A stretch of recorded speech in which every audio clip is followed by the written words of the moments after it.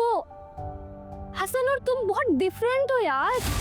तुम्हें पहनना ओढ़ना नहीं आता, मेकअप करना नहीं आता, 4 लोगों में बैठ के बात नहीं करनी आती। तुम कैसे हसन की लाइफ में रहोगी?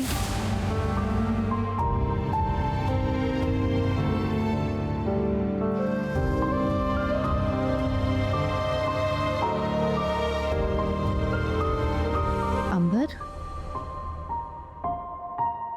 जी अम्मी। बेटा बाहर जावेद आया है।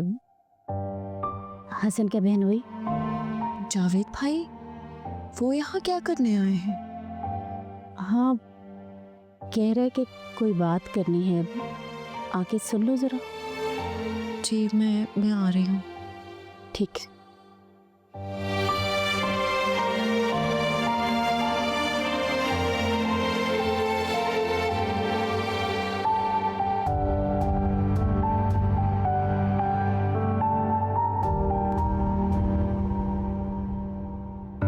मैंने बुलाया है अंबर को, आ रही है वो।